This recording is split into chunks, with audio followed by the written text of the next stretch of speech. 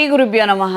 కన్యా రాశి వారికి వ్యయస్థానంలో శుక్రుడు కేతువు, లాభస్థానంలో రవి గురువు, దశమ స్థానంలో బుధుడు వక్రిచున్నారు, భాగ్యస్థానంలో కుజుడు.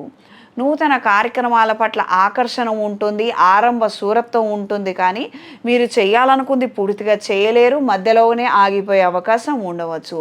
శుభ కార్యక్రమాలకు నిమిత్తం వ్యవహారాలలో పాల్గొనటము, ఎక్కువ శాతం మీ డబ్బులు మీరు ఎక్కువ ఖర్చు పెట్టడము, అంటే పక్క వాళ్ళ దానికి కూడా మీరు ఎక్కువ ఖర్చు పెడతారు. అది ఇక్కడ గమనించవలసింది.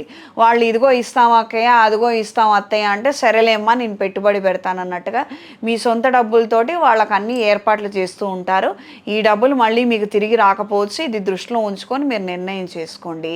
దూర ప్రయాణాలు అనుకూలంగా ఉంటాయి. మెడికల్ విభాగాలలో ఉన్న వారికి, వ్యాపారాలలో ఉన్న వాళ్ళకి అద్భుతంగా ఉంటుంది. కొత్త బ్రాంచ్ని ఓపెన్ చేయాలన్న ఆలోచనలు ఏర్పడతాయి. కొత్త పెట్టుబడులను పెడతారు.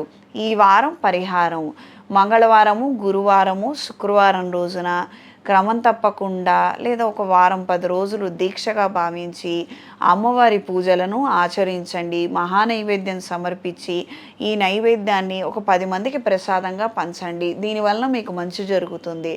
జాతకంలో పితృశాపాలున్నా, నరఘోష ఉన్నా లేదా ఇతర ఏమైనా దోషాలున్నా కూడాను ఇలా తరచూ చేయడం వల్ల మీకు మంచి జరుగుతుంది. లక్ష్మీ తామర ఒత్తులతో, అష్టమూలికా తైలంతో సాయంత్రం వేళ దీపారాధన చేయండి, మంచి జరుగుతుంది. ఈ రాశిలో జన్మించిన స్త్రీలకు వివాహపరమైనటువంటి అంశాలు, పునర్వివాహ అంశాలు కలిసి వస్తాయి. మంచి గట్టి ప్రయత్నం చేయండి, అనుకూలంగా ఉంటుంది. పెట్టుబడులు ఎక్కువ పెట్టుకోవడం, వ్యాపారాన్ని గట్టెంకించడము, తాత్కాలిక వ్యాపారాలు, చిన్న వ్యాపారాల వైపు ఎక్కువ శాతం మీరు ఇంట్రెస్ట్ అంతా కూడా డైవర్ట్ చేసుకుంటారు. అంటే ఇదేదో పెట్టాను, ఇంత చేశాను, నాకేం రావటం లేదు, నాకు గడవటం లేదు, నేను ఇంకేదైనా చేస్తే బాగుంటుందేమో, ఇలా టెంపరీగా చేద్దాం అన్నటువంటి ఫోకస్ షిఫ్ట్ అవటము, ఆలోచనలు షిఫ్ట్ అవటము, ఈ విధమైనటువంటి అంశాలు ఎక్కువగా ఏర్పడతాయి.